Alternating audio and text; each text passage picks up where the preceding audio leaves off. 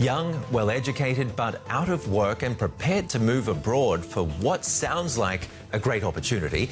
But that's where the scam begins. If you are unable to complete the task, you will be punished with electric shocks.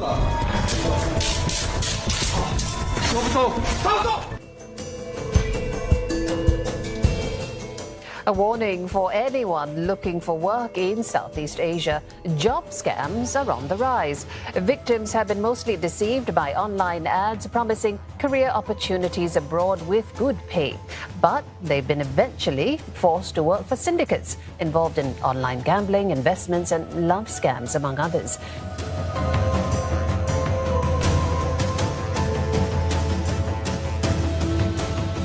Thank you for joining us for the next hour or two in this episode of Inside Myanmar podcast. In an age of nearly limitless content, we appreciate that you're choosing to take valuable time out of your day to learn more about what is happening in Myanmar. It's vital for this story to be heard by people around the world, and that starts right now with you.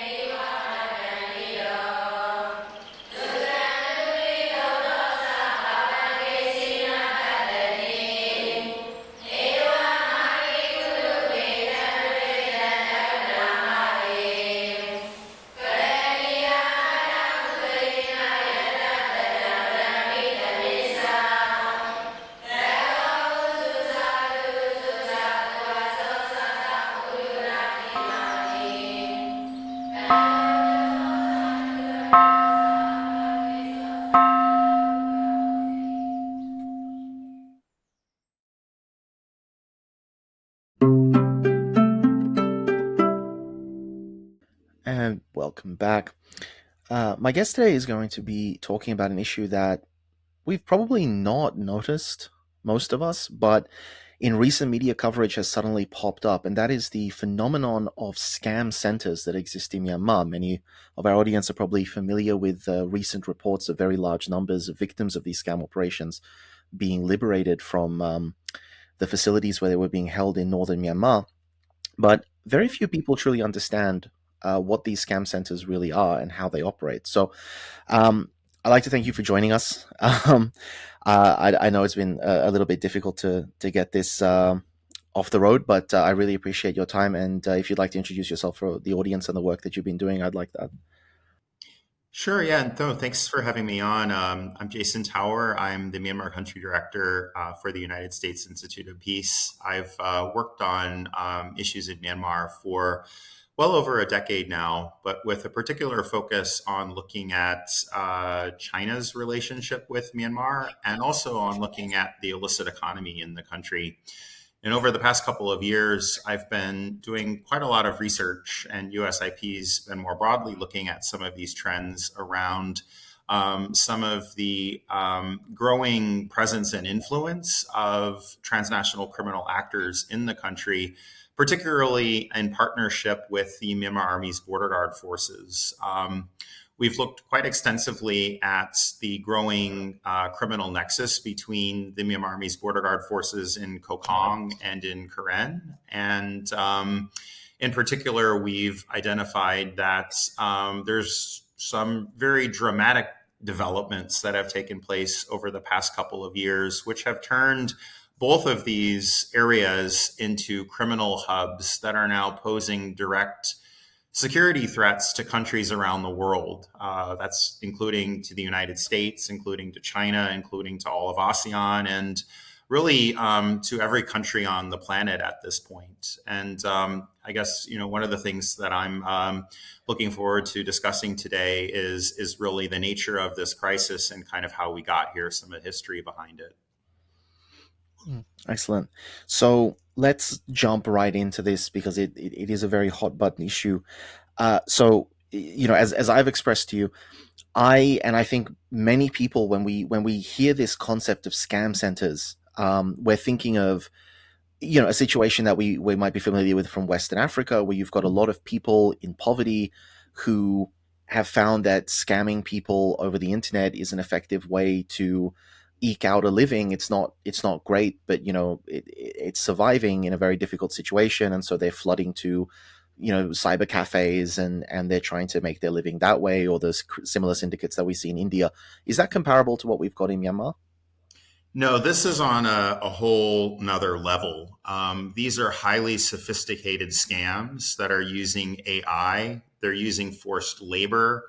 They're using cryptocurrency platforms and pretty sophisticated fintech, often that is developed directly by criminal networks or some of the collaborators of these criminal networks. But the types of scams that we're seeing now, I mean, they're targeting vulnerable victims with laser precision, right? So it's not just a random email that you're seeing sent out somewhere. There's actually a deliberate attempt to go onto social media and identify people either through an online dating app or through an application like LinkedIn or Facebook, or pick your favorite social media application, WeChat, TikTok.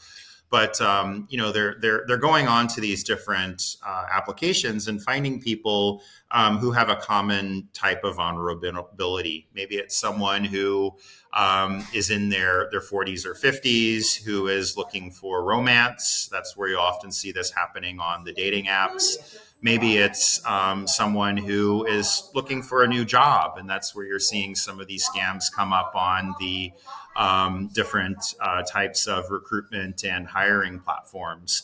But what often is happening in these scams are the perpetrators will first approach a victim, really building trust with that individual, trying to connect with them at a personal level. Maybe many listeners have received one of these random messages on WhatsApp or on LinkedIn or another social media platform where basically someone just reaches out and says hi, or maybe they'll send a message, saying, "Hey, did you get my delivery?" And then the person who receives the message clicks on the person's icon on that particular social media app, and they see the picture of an attractive individual, and they strike up a conversation. That conversation may go on for a couple of months, and trust is built between the perpetrator and the victim. And then once that trust is established, you'll suddenly see the perpetrator introduce some form of an investment opportunity. Maybe a link comes across to download a particular cryptocurrency trading app. And then before you know it, the perpetrator shows the victim how to use that app and shows the victim how profitable that app might potentially be. We're seeing victims put hundreds of thousands of dollars into these types of scams, which are referred to as pig butchering scams. And I think that this term, which comes from the Chinese, 杀猪盘, it really does justice to the type of scam that you're seeing. Basically, through this long period of time, the perpetrator is fattening up the pig.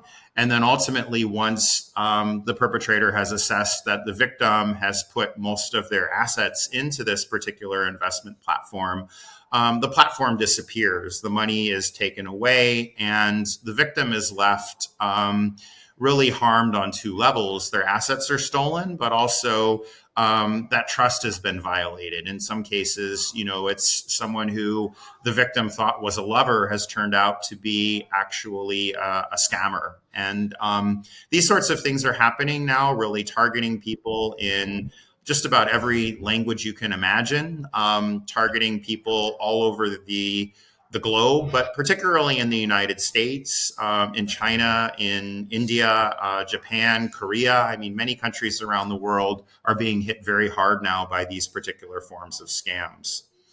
The other element of this that is perhaps even more scary is that the perpetrators are often also victims. So the people who are being scammed probably don't recognize this at the time, but the individuals who are making these phone calls have also been tricked. They've been tricked into circumstances of modern slavery, also through very sophisticated types of fraud. Many of them are people who have background in the tech sector, for example, or who responded to online job advertisements, went through several rounds of interviews, and then after being offered a job, saw that their new employer purchased them tickets, flew them off to a destination like Bangkok or Dubai or Singapore.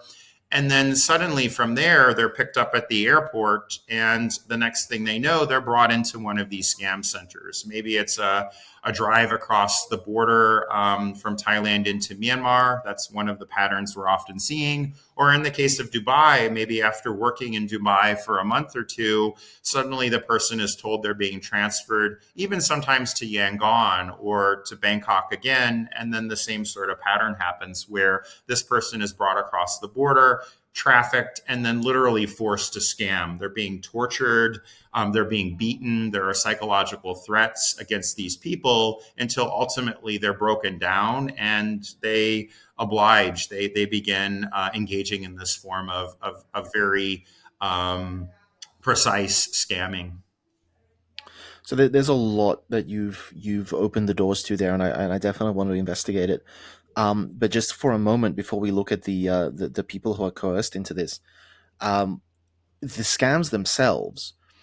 So you referred on the one hand to these pig butchering scams. You referred to investment opportunities, say a cryptocurrency trading platform, something along these lines. Is that the only thing that we're seeing, or are we also seeing the more traditional sort of lover scam where you create this romantic attachment and then you pretend that you're having financial troubles and you want to give the other person this opportunity to feel like your savior and your hero and send you large sums of money? Is that also a thing? That seems to be happening less often. I mean, in these scam syndicates, some of the people who've been rescued out of them have actually brought with themselves whole entire manuals that give a lot of different scripts. And so, depending on the particular victim that has been identified, there's going to be a different script, kind of for many different demographics that are out there.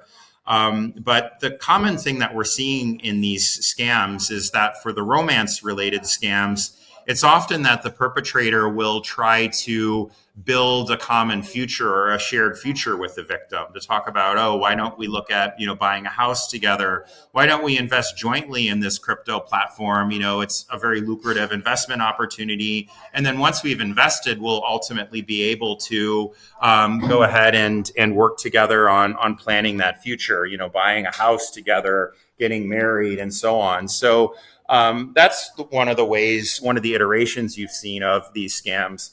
There are a lot of others, though. We've also heard of scams that are much cruder, which might just involve, someone sending a link across to the target. And in this case, what you're often seeing is these different types of blackmail scams where maybe, for example, the victim that's being targeted is approached with, for example, the opportunity to engage in some sort of online adult activity. And the scammer will send a link to an app over which that can take place. Once that link is sent across, the individual clicks on it, and it suddenly will give the perpetrator access to all of the contact list in that individual's phone. And so then you'll sort of see kind of in what transpires that the victim ends up doing something quite embarrassing on the application. Some video footage of that is recorded. And then once that's finished, you'll see the perpetrator begin to blackmail the person, and they actually will show, hey, look, I've got all of the contacts in your phone here, send this amount of money over to this particular crypto wallet within the next 24 hours or else. And so that's another iteration of these scams. But the thing is that they're changing constantly. There's all sorts of different iterations of them that are quite targeted to particular victims. And that's what I want to ask about. So you're talking about a range of different things. Like you're talking about getting people to invest. You're talking about getting people to compromise themselves on video. You're talking about blackmail. And you're saying that you've got these script books where they've got all these different types of scam scripts, but you're also saying that they're specifically targeting their victims. So, like, on the one hand, it almost looks like they're saying, look, cast a wide net, and whatever you catch, we've got a script ready for that. And on the other hand, it seems like they're specifically trying to identify certain types of targets. So what is the operation here?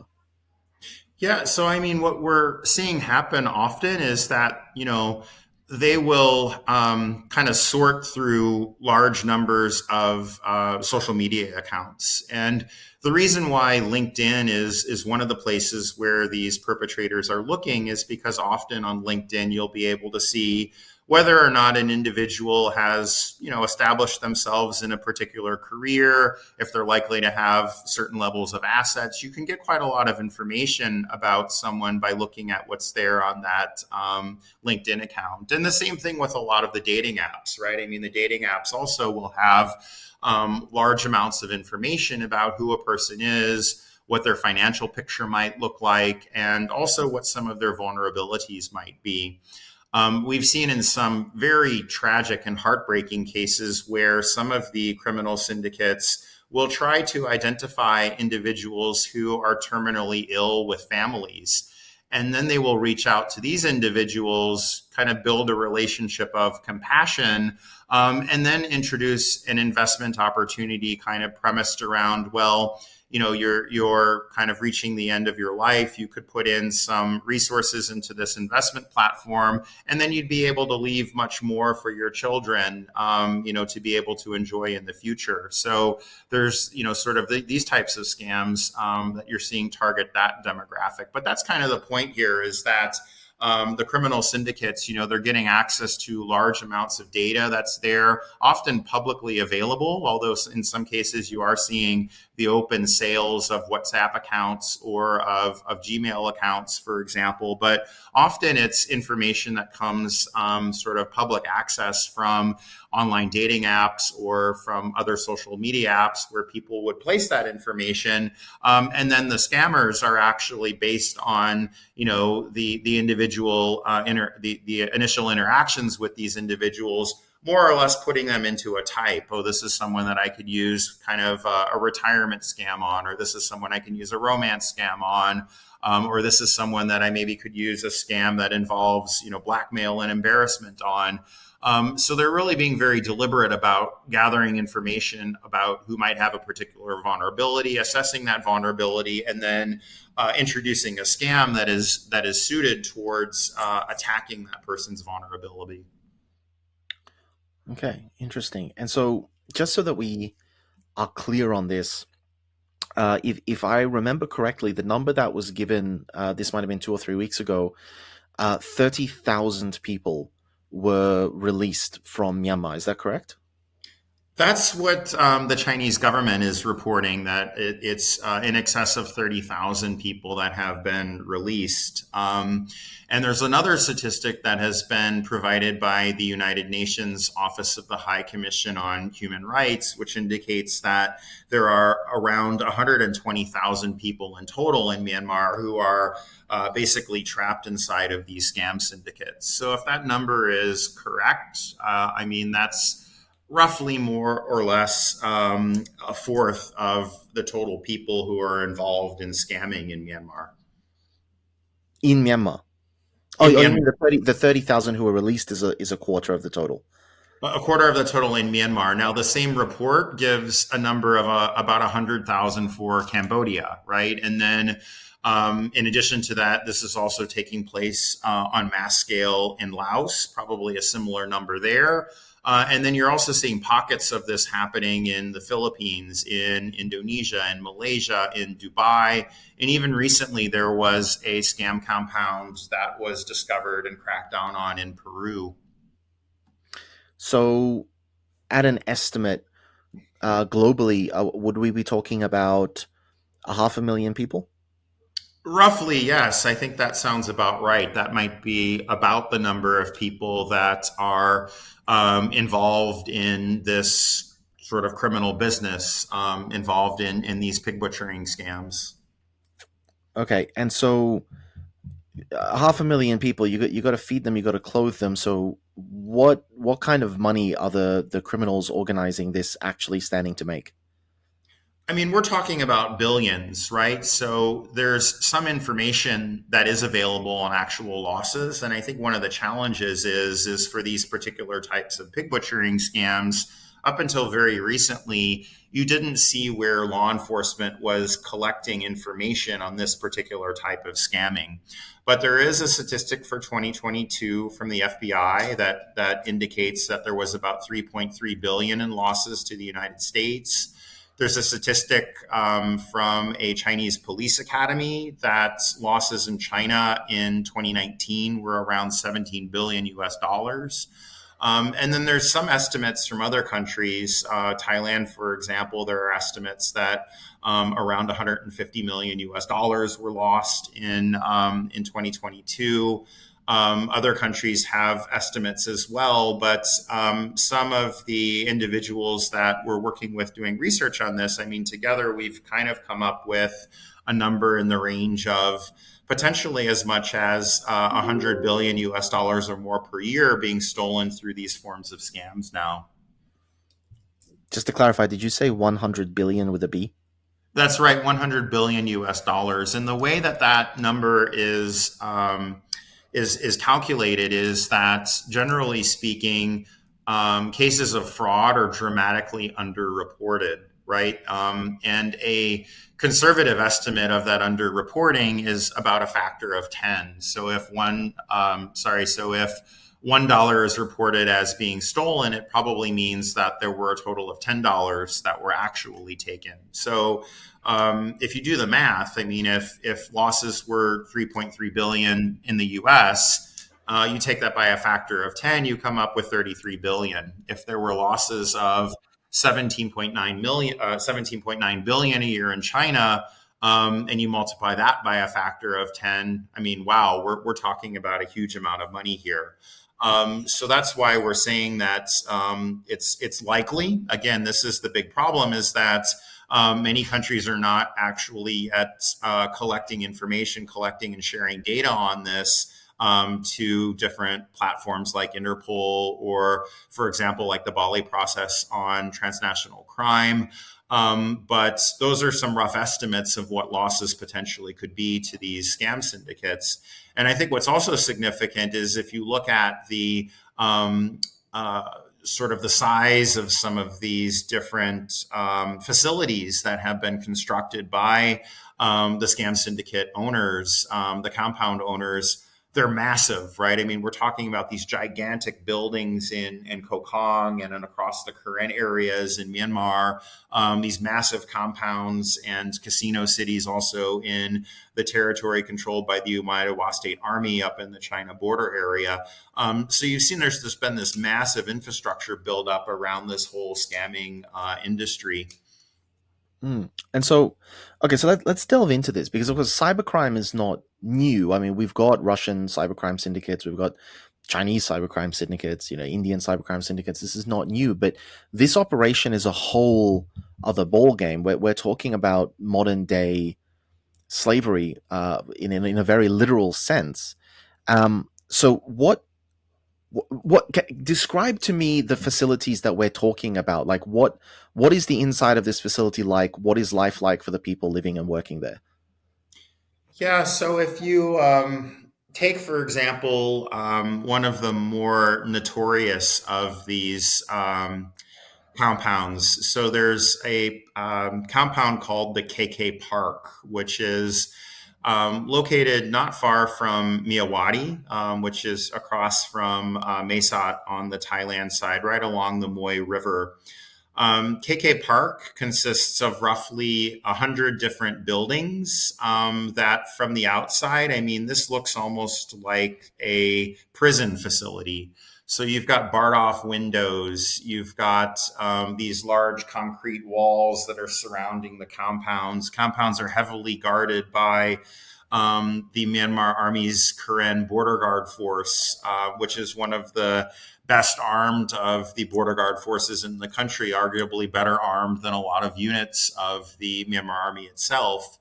But then inside of these compounds, you basically have all of these dormitories, which may accommodate somewhere in the range of 6 to 10 people, or in some cases more.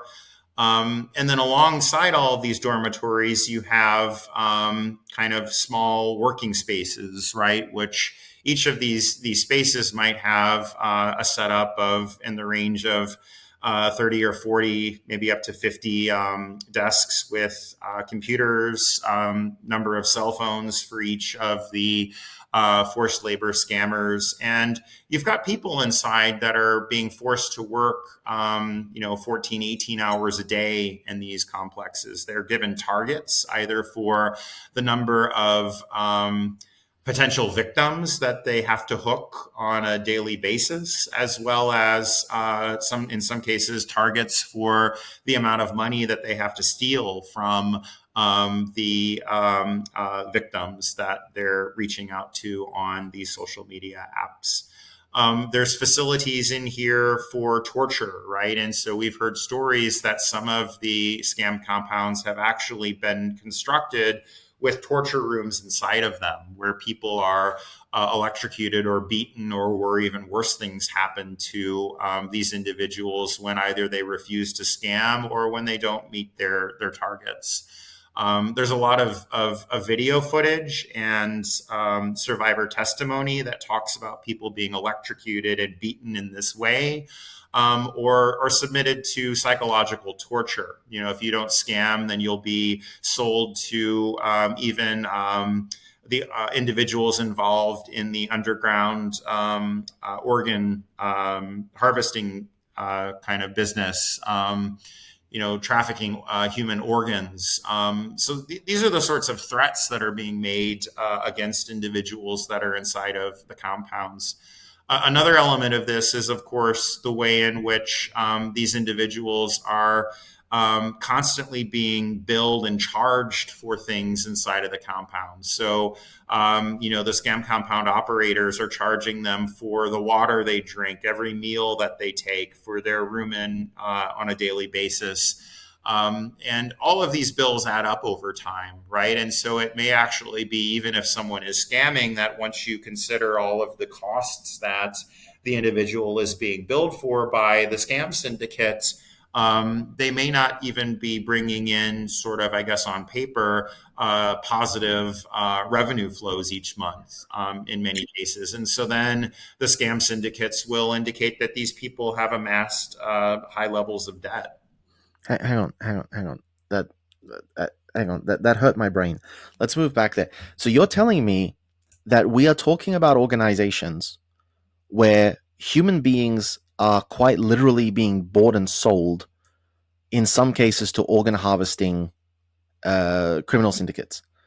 And yet simultaneously, the literal, not figurative, human slaves are being billed for food and lodging on a monthly basis. I'm trying to square this away. Okay, hang on. I'm just very confused. How does this work? I'm so confused. Yeah, so I mean, this is a mass scale operation. There's a very clear division of labor inside of these scam compounds. The compound operators are employing managers who are responsible for more or less ensuring that the security personnel inside of the compounds are able to keep track of all of these different sorts of things, keep track of the amount of food someone has been given or the amount of water that someone has been given, keep a running tabulation and bill for all of the costs.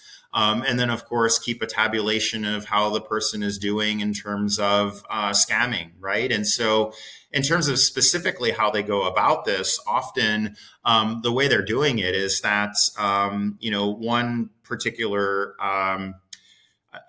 I guess you would call these it's modern slaves, right? But one scammer is told that their role is basically to build trust with individuals, right? So maybe they'll reach out onto WhatsApp and they'll make several hundred connections each day, and they'll find a few people that they're able to continue carrying out those conversations with. They'll establish that trust with them. And then once they get to the point where they can start talking about cryptocurrency investment, if that individual seems to be open to it and willing, then that account will be passed over to someone at a higher level who will then start working on actually stealing money from that individual. Right. So, I mean, there's a division of labor that goes on within these compounds where you have different individuals responsible for different aspects of the criminal operation. But then, in cases where someone is not performing, or in cases where someone, begins to be hesitant, that's where you'll have the sort of the security within the compound target that person, bring them out, and begin punishing them in some way. And then if over a period of time you have an individual who simply is not performing, say they're not bringing in any revenue to the scam syndicate at all, they're racking up this big bill, well, that scam syndicate will then tell the person, hey, you're being transferred or sold to another compound. And in some cases, the amount of money, for the sale of that individual, it could be, depending on the individual's background and their prospects for earning revenue for the scam syndicate, it could be a few $1,000s, or it could be 20 or 30,000. But that then is going to go on to that person's bill, right? I mean, the price on that person's head then increases. And at some point, if someone just simply is not performing at all, the scam syndicates are looking to cash out. And I think that's where some of these threats around the organ harvesting are coming in. I mean, this is kind of a bit of a gray area. Some people claim that this is actually happening. If you look on Chinese social media, you'll see that there are countless numbers of posts that talk about organ harvesting taking place in these facilities in Myanmar or in facilities in Laos or elsewhere. Specifically how this happens, though, is not very well documented, but there have been some cases where we've even heard governments coming out and acknowledging, hey, this has happened. We've discovered a body with organs missing, for example. So there is some evidence to show that this is happening. I think what's more likely is that these criminal networks, I mean, they're connected. They're polycriminal in nature, right? So they're involved in the scamming, but they have contacts with people who specialize in human trafficking. And hence that's how they're able to traffic all of these individuals into the scam compounds.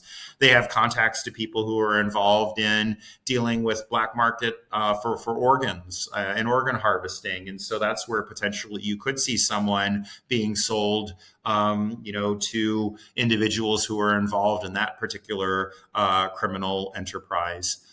This is very frightening, and I think a lot of the witnesses who are coming out are talking about how inside these compounds they were threatened with being sold to criminal organizations involved in organ harvesting and in black market organ trade. So there does seem to be quite a lot of evidence that this is in fact happening.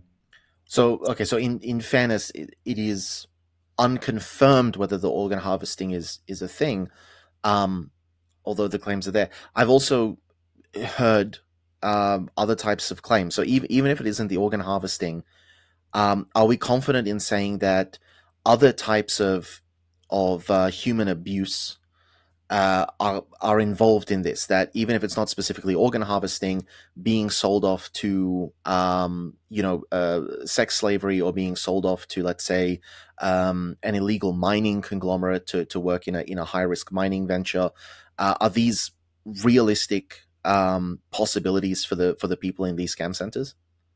That actually is very well documented.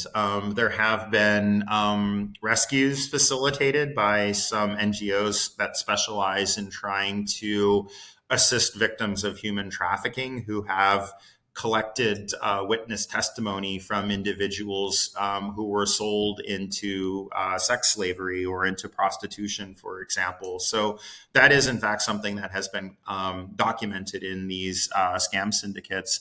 Along with that, there's another element of this where the scam syndicates, in addition to punishing people who are not performing, they're also rewarding people inside of the scam compounds who are successful at scamming. And often one of the rewards that is offered to people is access to, unfortunately, individuals who would appear to be people who are in sort of forced sex work, or even they'll be given, say, for example, narcotics. So that's another thing that we have heard has happened inside of these scam syndicates as well, is that the syndicate operators are offering access to sex workers or drugs in exchange for good performance. So drugs is something I completely forgot about. Is that so? There's also interaction with the drug cartels. So is it possible that these people would be forced into drug muling and things like that, is what you're saying?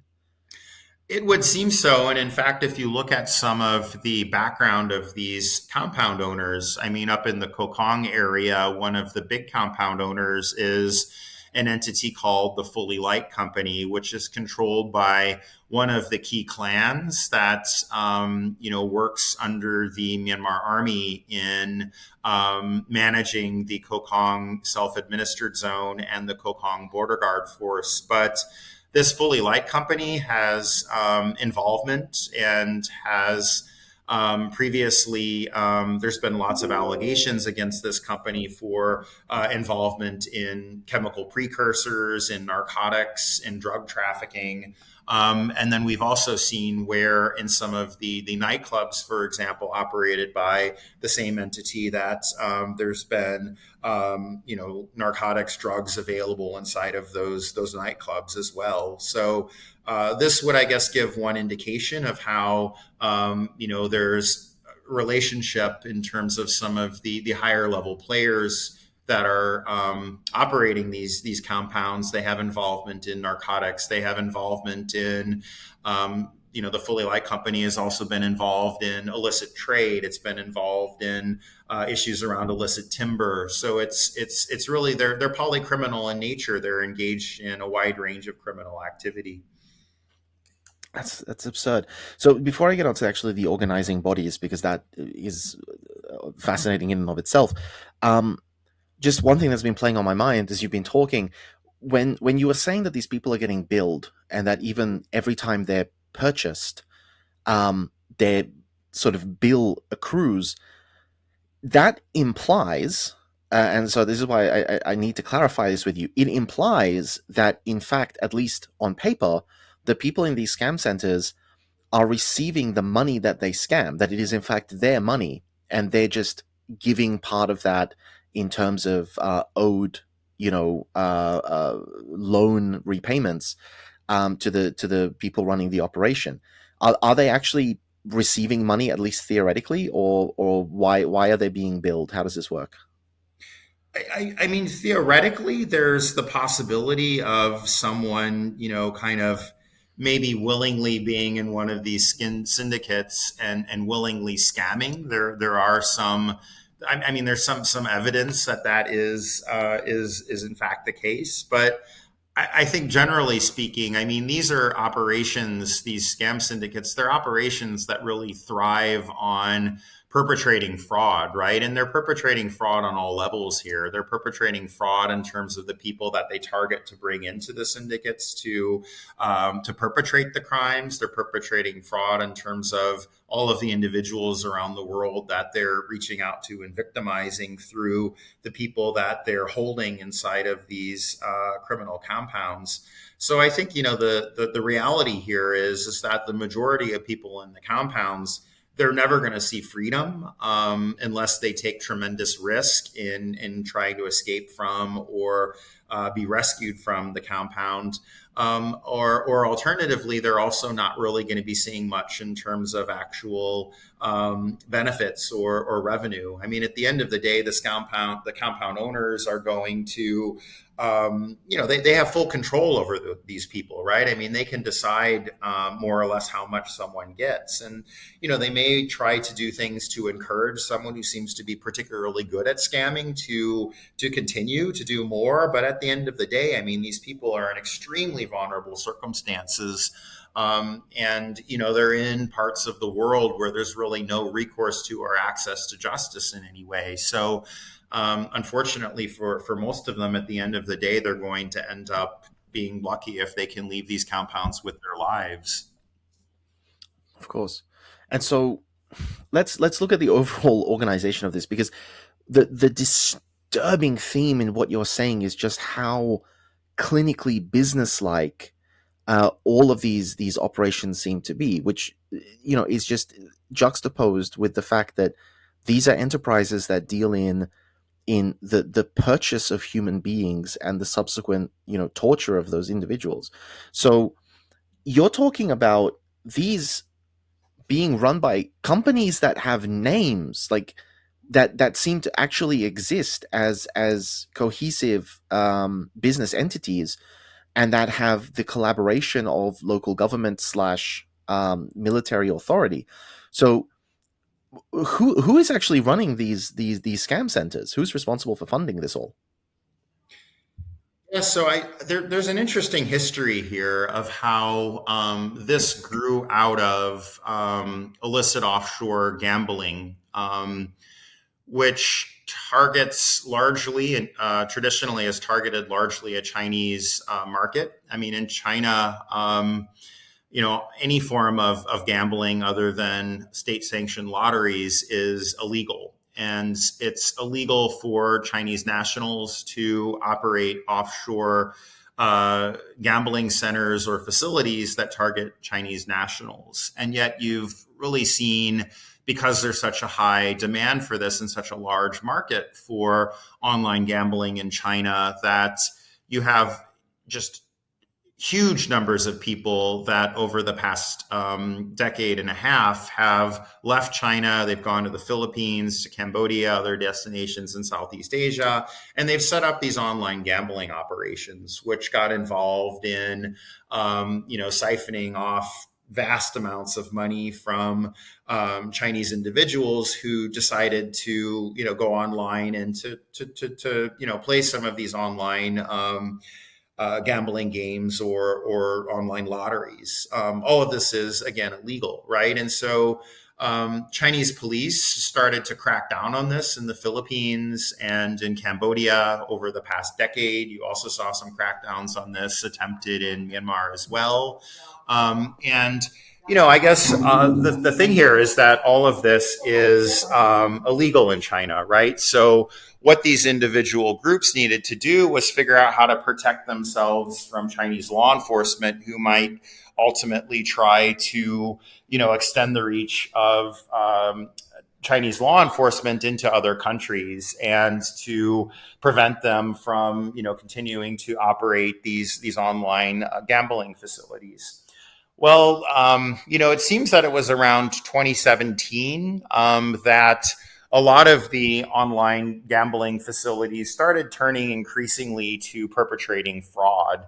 And I guess, the logic here is, I mean, if you're kind of an operator of one of these online gambling sites, and you have maybe law enforcement coming after you, occasionally shutting down your website or cutting off access in China, you're having to change the website, the URL, the address very, very regularly. And so, the question is, well, why actually operate a legitimate online casino when maybe you could just instead engage in outright fraud, right? I mean, you've got people who put money into a casino account thinking that they're going to be able to potentially win something through making bets. Instead, they put money into that account, and that account is just then taken down by the operator. It disappears, and the person's assets are stolen. So around 2017, you started seeing that happen more and more often, kind of targeting a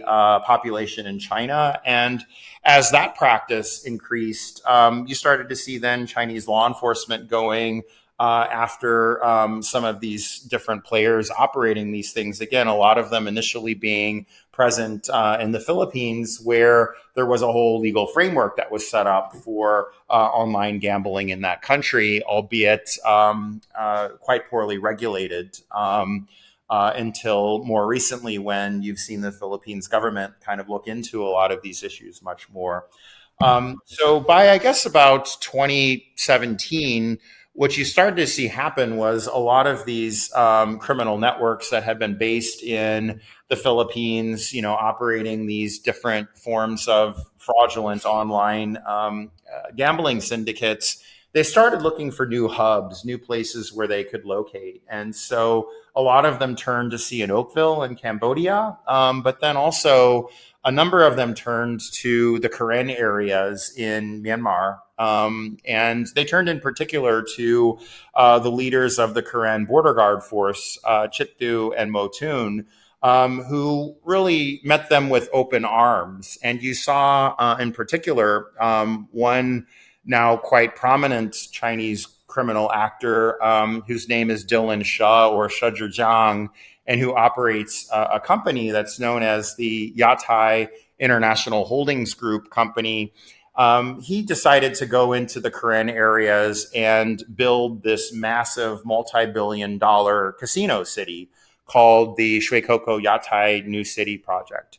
What was interesting about this is, it was done in collaboration with the border guard force, but it aimed to provide sort of a full set of solutions to online gambling outfits that would allow them to kind of move in seamlessly into space inside of this large city. And it also provided them with all of the digital tools that they would need to transfer money in and out of casinos using cryptocurrencies, right? And the use of the cryptocurrencies and the use of these third-party applications that were set up also provided a layer of cover, a layer of kind of distance between the operators of these casino operations and law enforcement.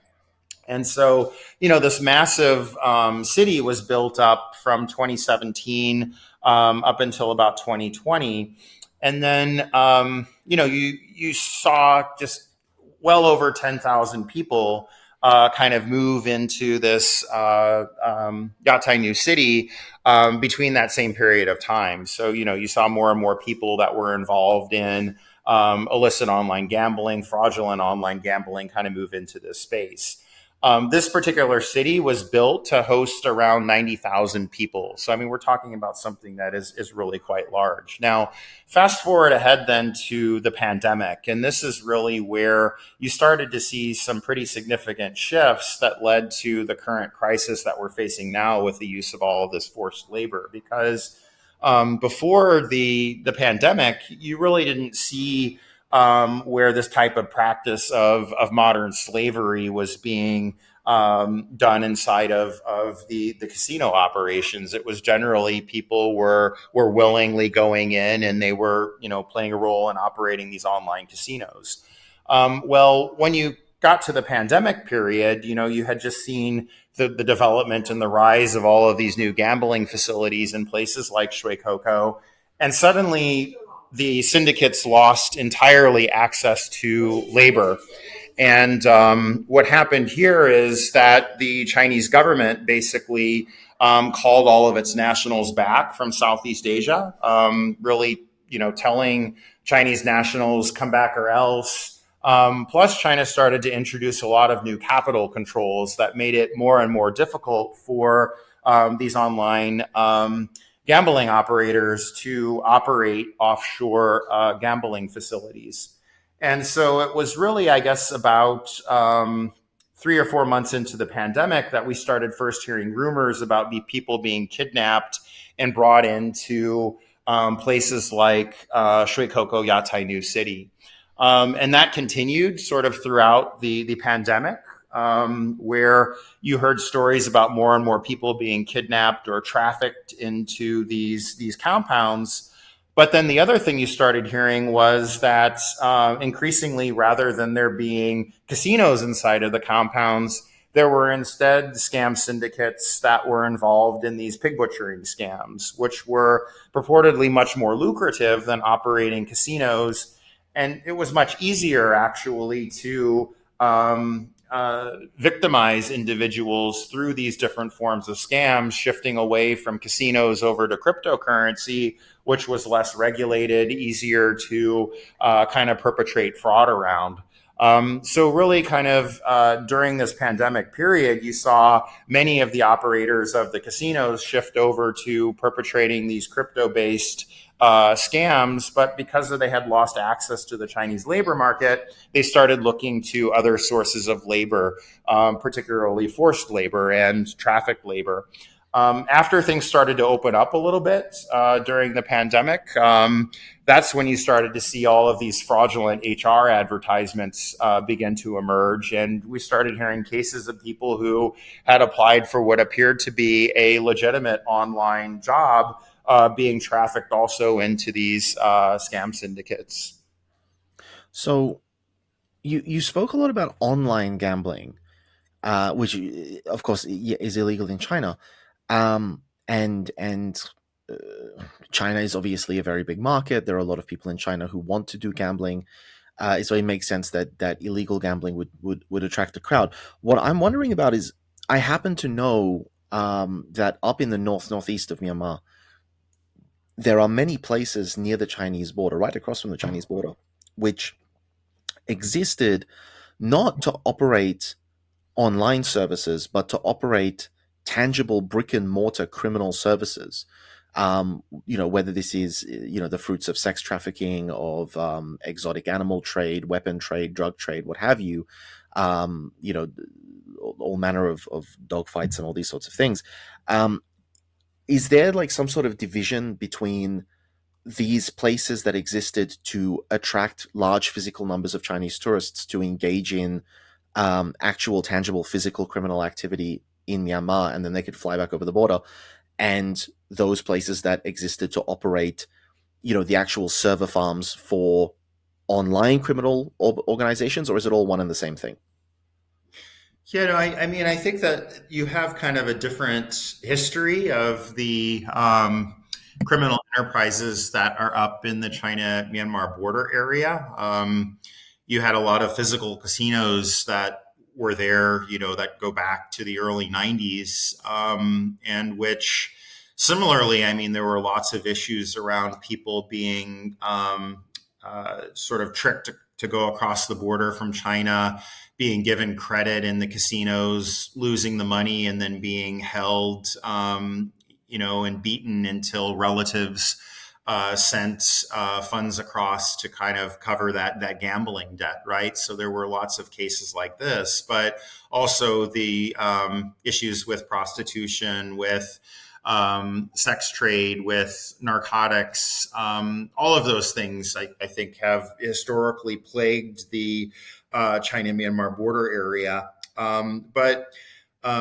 Starting from about 2009, you started to see some pretty significant changes in the border area, particularly after the establishment of the Kokong Border Guard Force. In August of 2009, the current commander-in-chief of the Myanmar Army, he led this operation that defeated the ethnic armed organization that once controlled the Kokong territory, the Myanmar National Democratic Alliance Army. And he set up this new border guard force in collaboration with several of the former leaders of the MMDAA who defected over to the military side and who signed this deal, this border guard force deal, which basically meant that as a border guard force, you would fall under the control of the Myanmar Army. You would fight for the Myanmar Army. You would integrate politically with the Myanmar Army and its political party, the USDP. In exchange for that, you would get the right to develop your territory more or less in any way that you saw fit. So in that regard, I mean, the Myanmar military gave kind of a mandate and protection to the Kokong Border Guard Force to begin building basically kind of the equivalent of a Las Vegas, a massive casino city right on the China border. So they built a lot of these very large, very fancy brick and mortar types of casinos up there, of course, where you saw all of these other sorts of things that tend to accompany highly unregulated casinos, right? I mean, all sorts of issues of money laundering, other forms of criminality going on inside of those casinos, prostitution, drugs, et cetera, et cetera. So, from 2009 all the way up until the pandemic, Kokong was really quite alive and thriving, and you had many people coming cross border from China, going and playing in those casinos. Quite a few of them, I mean, were actually real casinos where you'd see people winning and losing. But because of some of the sensitivities, you also had a lot of kind of middlemen operating in those casinos who would offer credit or who would serve as kind of junkets in those casinos, such that it would give the opportunity, say, to someone who was a public servant in China to be able to go in and gamble, but without having to bring large amounts of money outside of the country. Then what happened really after the pandemic was that entire sector just overnight, it had no business whatsoever, right? Because once the border closed, you no longer really had any Chinese going across the border and frequenting any of those casinos. And that's where I think the opportunity opened up for a lot of these scam syndicates to start going into the Kokong territories and taking over a lot of those casino buildings. And so you started, I think, kind of shortly after China closed the border and began calling its nationals back, sort of this influx of different criminal syndicate groups who formed partnerships with the Border Guard Force and with the Border Guard Force casino companies to begin doing all of this pig butchering, these online scams. And so I guess that's kind of the history that saw, sort of a convergence of the traditional criminality that you saw on the China-Myanmar border with a lot of this new stuff that initially started coming in from Cambodia into the Thai-Myanmar borderlands around 2017. I mean, I don't want to sensationalize this or trivialize, but it almost sounds like a Scorsese type of gangster movie or something about like the 1920s gangsters in Chicago. This idea of these criminal enterprises, and you've got these powerful armed groups that are just vying for control over these businesses, and that's the heart and the soul of what they're doing. They're not fighting over territory, and they're not fighting over conventional resources. They're fighting over who owns the casino, who owns the scam center. I don't know, like the whole time you're talking, I'm just thinking back to things that have happened in the past where we've seen this play out, this exact same mentality playing out. Is this very much like a revival of, let's say, 1920s Chicago and northeastern United States and the turf wars between criminal gangs, or is there a fundamental difference here? Well, I mean, I think a lot of this relates to the approach that the Myanmar military took to trying to deal with ethnic insurgencies across all of Myanmar.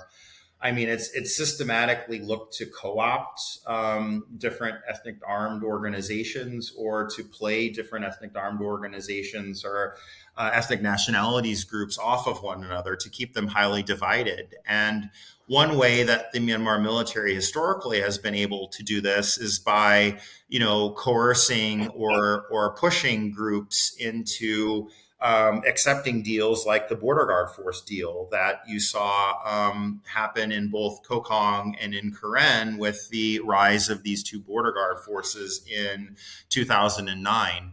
I mean, the MMDAA, of course, has a long history of involvement in narcotics and illicit economy. Many of the ethnic armed organizations do, just like the Myanmar Army does. But fundamentally, any of these groups that became border guard forces, they did so for one reason, because becoming a border guard force meant that you could perpetrate all sorts of illicit activities, all sorts of criminal activity with the protection of the Myanmar army, provided that you agreed ultimately to align with the Myanmar army politically and to provide it the support that it needed to try to continue its efforts to crack down on other ethnic nationalities groups.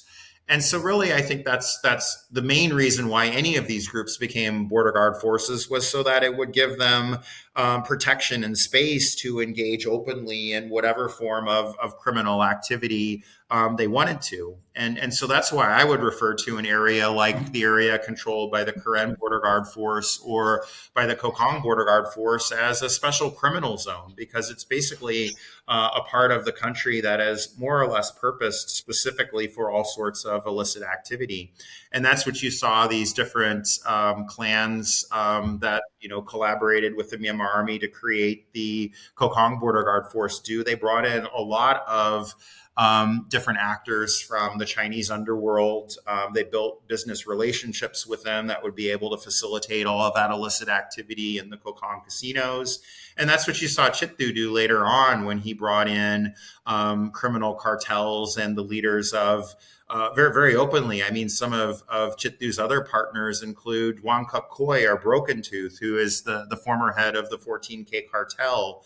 Chittu signed a deal with Chittu's border guard force under Motun signed a deal with Wang Kuk Koi to basically enable him to build another big casino city also in the Karen borderlands. And that casino city has also gotten deeply involved in perpetrating all of these pig butchering scams and other forms of associated crimes.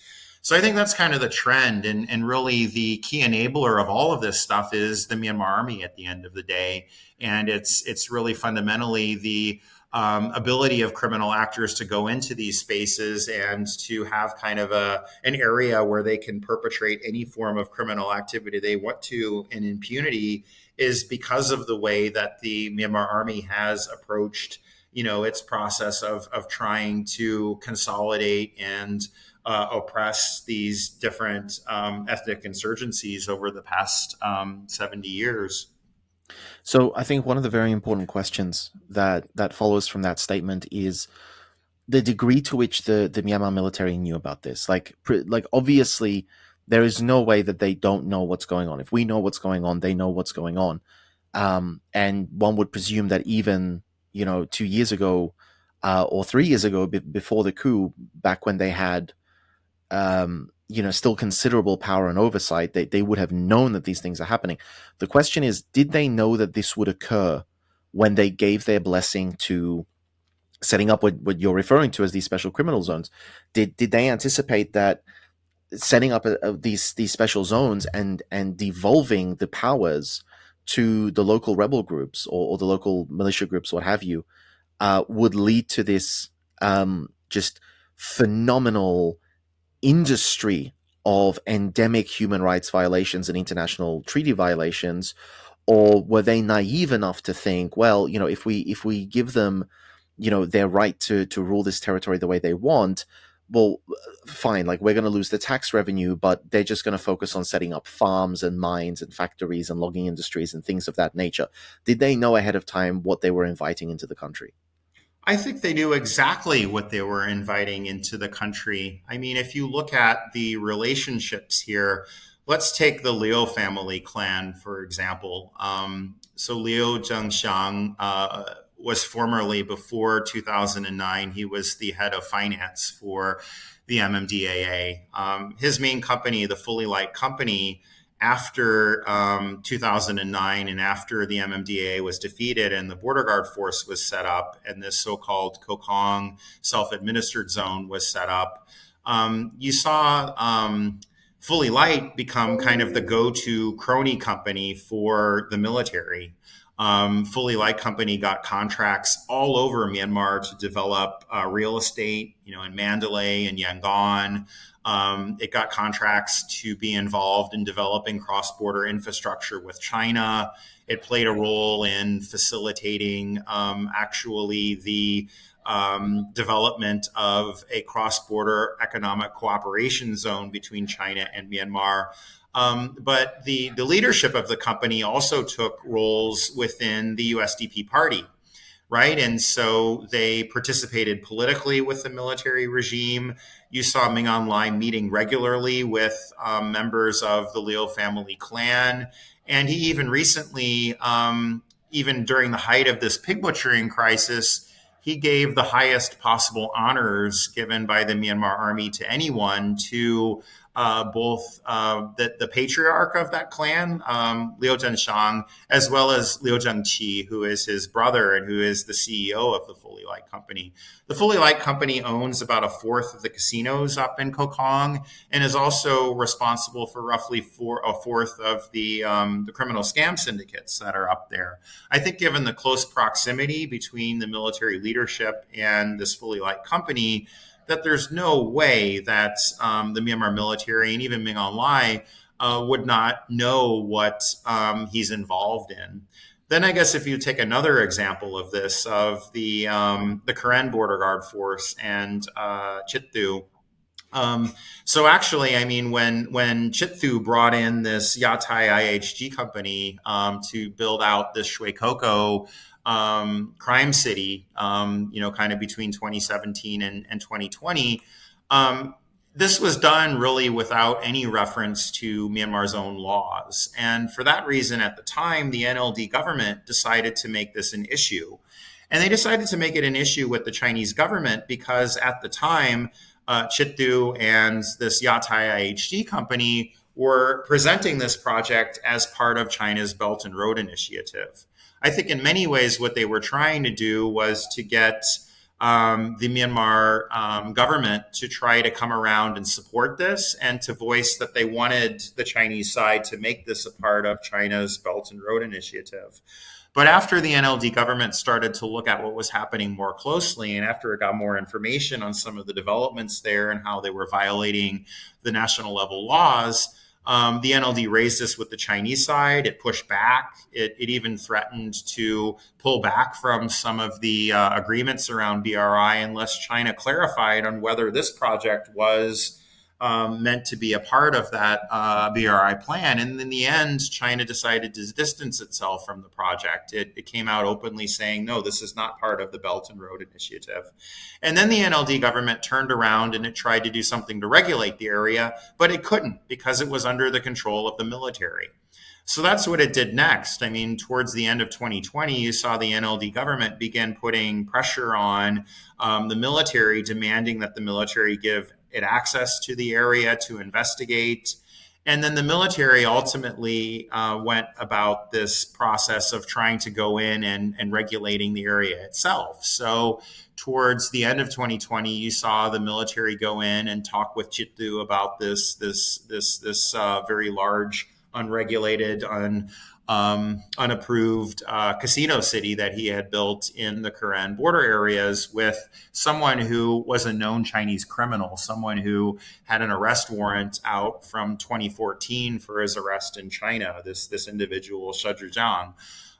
The Border Guard Force, though, refused even to listen to the military in terms of cracking down on this. And then later on, you saw the Border Guard Force threaten to quit because I guess from the vantage point of the Border Guard Force, the reason it became a Border Guard Force was because it wanted protection from the military to be able to engage in projects just like this. So after that happened, you saw the Myanmar military walk things back a bit. And then, of course, you had the military coup on February 1st of 2021. And then just days after the coup, you saw new life breathed into the Border Guard Force criminal operations in Karen State, which started to expand dramatically following the toppling of the NLD government. And I think that that's another key point to highlight here is that it was after the coup that really you started to see a very large expansion of a lot of these criminal zones in the Karen areas under the Myanmar army. Basically, the Myanmar army had no longer any reason to push back against any of this activity. And I think it's very clear it knew what was going on because the military had also been informed by the NLD government of what was going on. The military had been pressured by the NLD government and even to some extent by China to try to do something about this. And rather than doing something about the coup, it instead allowed the Karen Border Guard Force to continue expanding all this illicit activity, probably also taking in quite a lot of the proceeds and revenues from it, although it's difficult to see exactly where all of these illicit proceeds are going. And so I'm glad you've pivoted to China because it has a very interesting relationship with these organizations. On the one hand, China's a foreign power. It claims that it doesn't get involved in the internal affairs of other countries, all that sort of stuff. And we look at Myanmar and we say, okay, well, Myanmar is a country where you've got lots and lots of different ethnic armies and all that. And we've had guests on who've spoken quite sternly about the issue of people overestimating the relationship that these ethnic armed organizations have with China and of just dismissing these organizations as being puppets of China. While on the other hand, we look at certain ethnic armed organizations. I'm thinking of the United Wa State Army, for example, where everything seems to be done in Chinese, where the operating language seems to be in Chinese, and where the Chinese government seems to have a surprising level of oversight of these organizations. I think most people would agree that many EAOs, particularly in the north and northeast of the country, have close ties to China. And yet, China seems to be very straightforward, not duplicitous at all in this particular matter of these scam centers are a problem. We want them to be shut down because they are A, targeting our citizens, and B, they're enslaving our citizens. So how is that relationship playing out now with China versus the EAOs that have been tacitly or overtly supporting these criminal syndicates?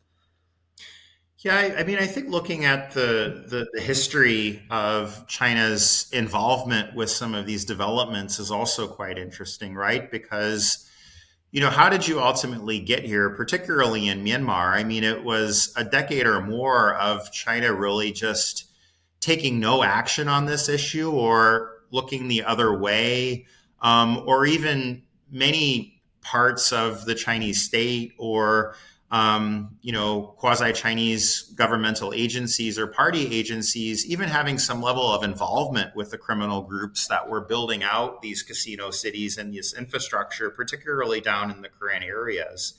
So if you go back to the history of this Shui Koko Yatai New City project that I talked about a bit, and look at how it was ultimately developed. I mean, the contract went to a state-owned enterprise, a Chinese state-owned enterprise. A $300 million plus contract went to one of these Chinese SOEs to build the initial infrastructure for that project. And then there was a Chinese planning body, the think tank of the main Chinese planning body that's been involved in the high-level negotiations and planning around the China-Myanmar Economic Corridor that was brought in by the Yatai New City company to do high-level planning for that project, right? This is the think tank of the National Reform and Development Commission of China. So you had a lot of Chinese involvement in building the infrastructure and ultimately in supporting kind of the development of some of the precursors of the scam syndicates, with the initial development of these casino cities over the past decade plus in Myanmar before, we hit this current crisis. And I think the interesting thing to look at is why did China wait until the problems got this bad to start cracking down? Well, in some senses, I mean, if we look at another very prominent one of these criminal zones that has emerged in the region in Laos, in the Golden Triangle Special Economic Zone area, there you saw where illicit Chinese actors had actually successfully co-opted the Lao government into this scheme to build a massive casino city, which can host all sorts of illicit activity, and got the Lao side to voice positive things about that particular project to the Chinese government, ultimately leading China to give some level of support to that. I mean, to, collaborate with the Golden Triangle SEZ to, kind of present Zhao Wei, the chair of this Golden Triangle Special Economic Zone that's been set up in Laos, who has a 99-year contract with the Lao government that more or less makes him in charge of that particular territory. That model was actually quite successful. So I think looking at this is probably what some of the criminal groups that were going into Myanmar were trying to achieve. They basically wanted to take that model that Zhao Wei had, pioneered in the building of this vast crime city in Laos. They wanted to move that into the Myanmar border areas, but they failed to some extent because they couldn't successfully co-opt the NLD government into that. Of course, if you turn then to the China border area, I mean, in Hua State, for example, again, China kind of looked the other way as for the past, 2 decades, the Hua have built all of these massive casino complexes. And particularly since 2019, kind of in some of the areas where there's been a major crackdown recently, you saw major players in the Chinese underworld kind of come in, make investments in these new casino cities that were being built in places like Mempok or Membo in Chinese, or Mengnang was another one of the areas where you've seen these new casino cities built in Hua State. But just as you saw in Karen and in Kokong and in other places, in Hua, what were initially maybe purposed as spaces for online illegal gambling and casino-based fraud gradually turned into these pig butchering operations and scam syndicates. And I think it was probably really only after China opened up its doors after the pandemic where things started to shift in terms of China's posture towards all of this.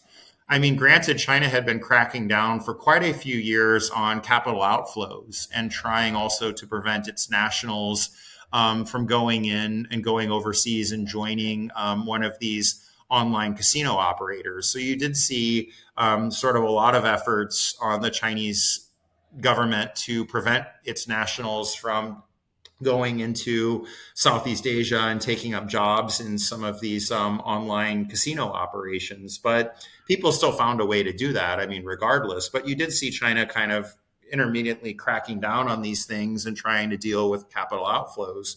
But after they started large-scale trafficking, not only of Chinese nationals, but of nationals from all around the world, I think China really started to see where it had a major problem on its hand, because you started to see really the international community begin mobilizing a bit around this, right? I mean, you saw ASEAN began raising concerns because nationals from every single ASEAN country were being trafficked into these scam syndicates. And it was impossible for countries like Malaysia or Indonesia to get their nationals back. I mean, once you were trafficked into the scam syndicate, that was pretty much it. It was extremely difficult to identify people where people were being taken and, to find these people and to rescue them out of the scam syndicates. And so pressure started to mount. And then as, people from further and further away started being trafficked, I mean, in May of this year, the FBI put out a warning in the United States about the possibility of Americans being trafficked into these scam syndicates in Southeast Asia. And then you saw Interpol put out an alert, basically alarming police around the world to be vigilant about this issue and to keep an eye out for these fraudulent advertisements and these trafficking operations that were basically targeting a global population at that point.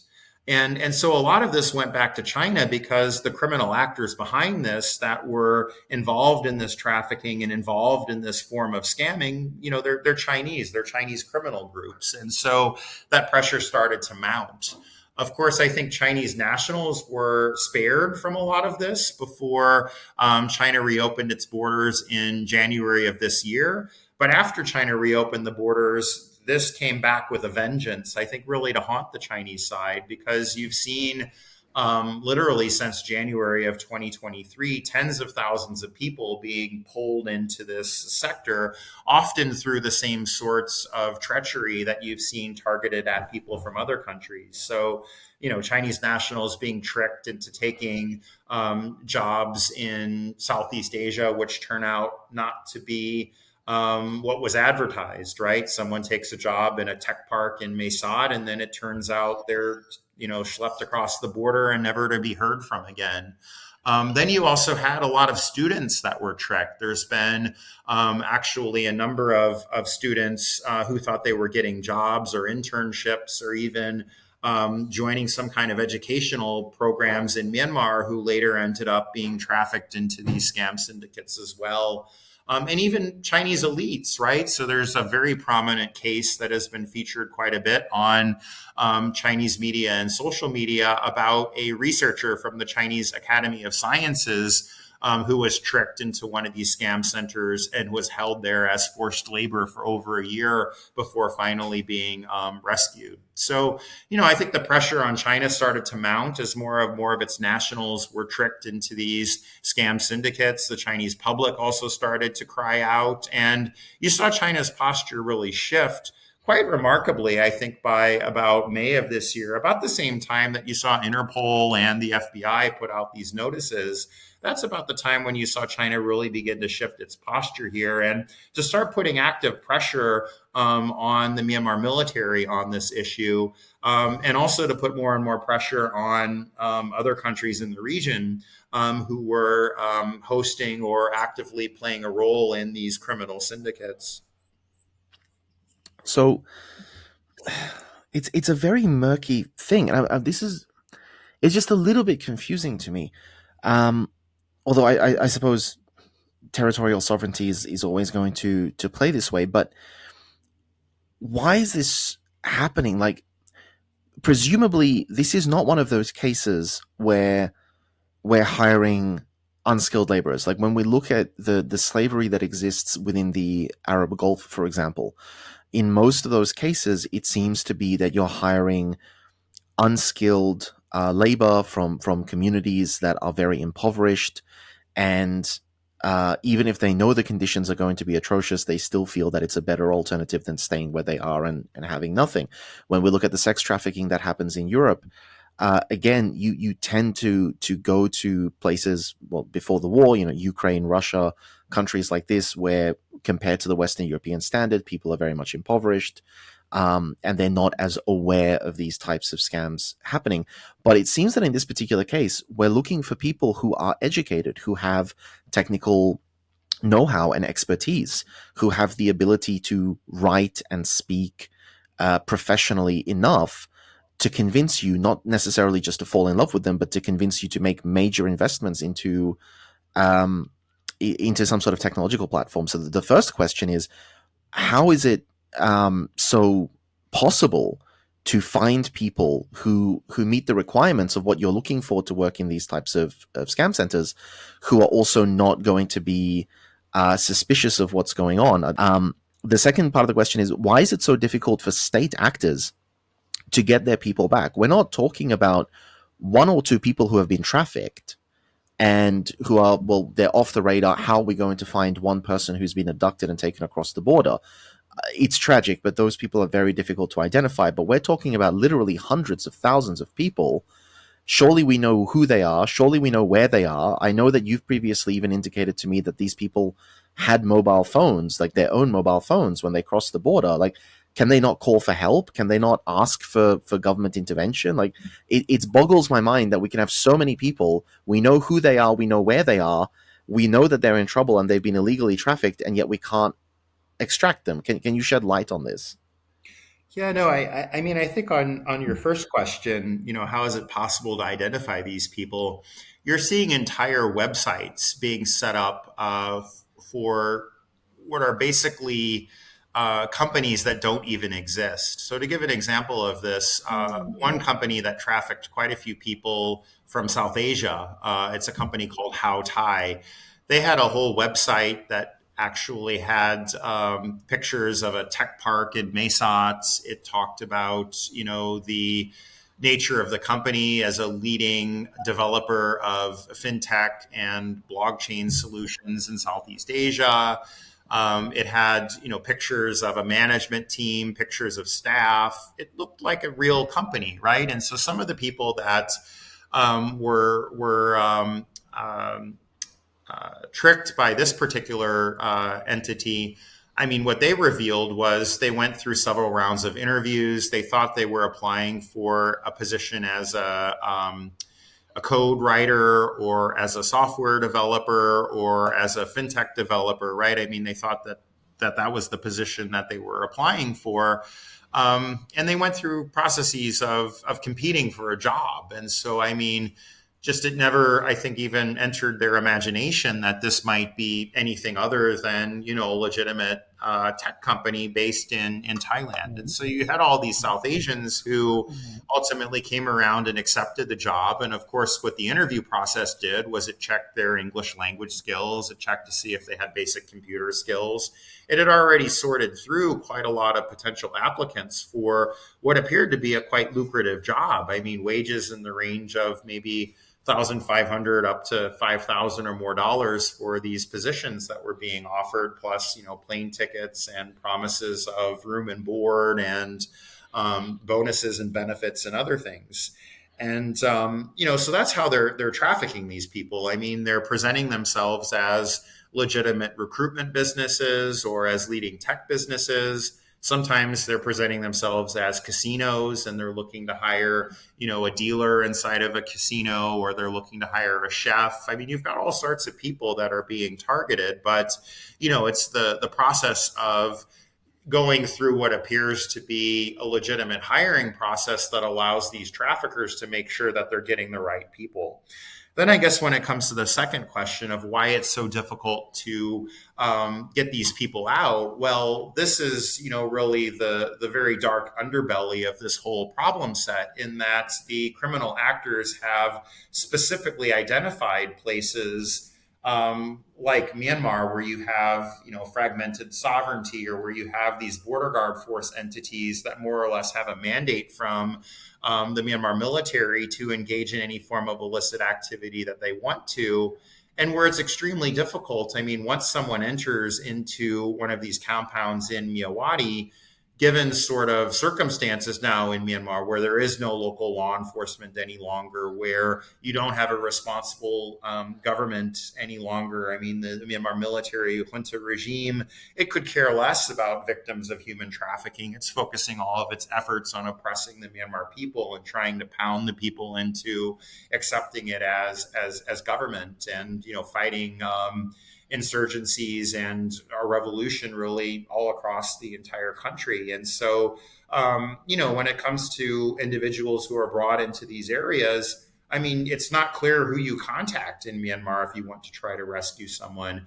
And then if you were to try to go into those areas to bring someone out, I mean, you're dealing with a very well-armed border guard force that has many layers of security. And then inside of the compounds, the criminal groups who are operating the scam syndicates in there, they've brought in their own security, right? And there are also Chinese crime groups, including, I mentioned before, Broken Tooth and Wang Kok Hoi, who operates a network of security companies across the region that also are providing security to these compounds, right? And so that's another element of this whole issue, is that there's just many layers of armed actors that prevent anyone from going into or coming out of the compounds.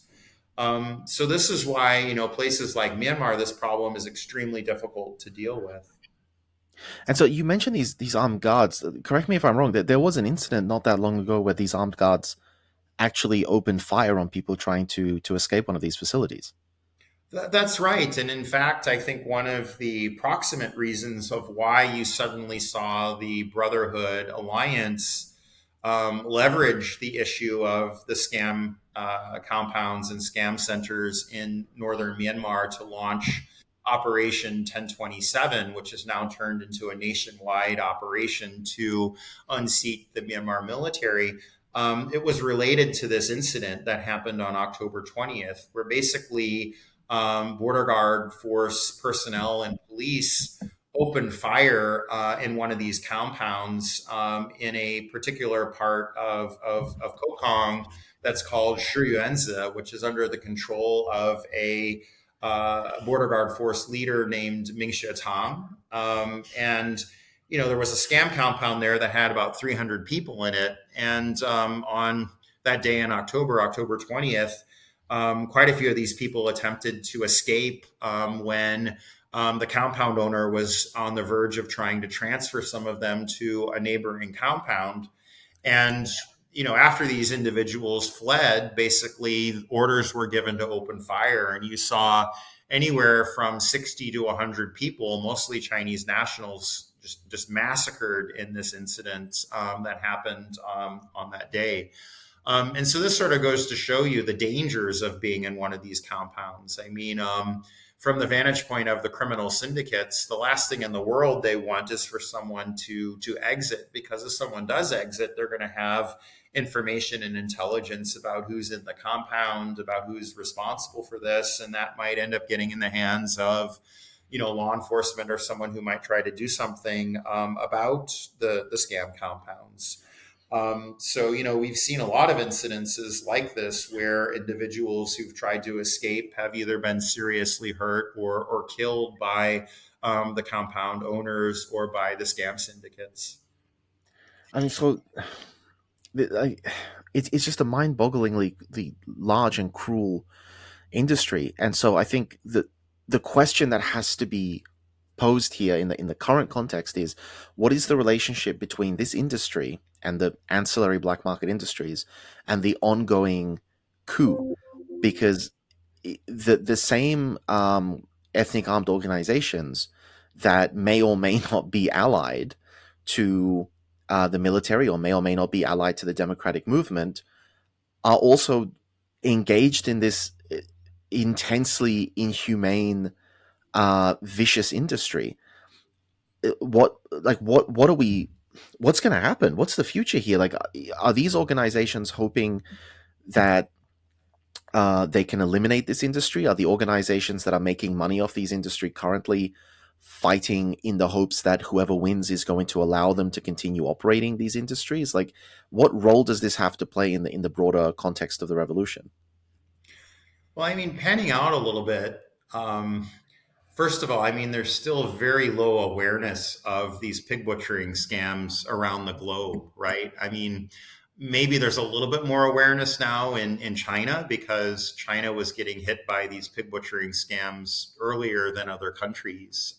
But you still have many places around the globe that have yet to experience these types of pig butchering scams. So as long as awareness is low, and as long as these things are highly profitable, I mean, in a lot of cases, one victim is going to net $200,000, $500,000, $1 million or more. And so, there's a lot of room for these criminal actors to continue perpetrating this activity, provided that they can find a space from which they're able to do it. And I think, the military coup of 2021, it created perfect conditions in Myanmar for this type of activity, right? I mean, no law enforcement, many countries no longer really doing business with the Myanmar military. So no point of contact when someone is trafficked to try to get them out. And then really no responsible government actor in the country to try to deal with illicit activity that is happening in other places, right? And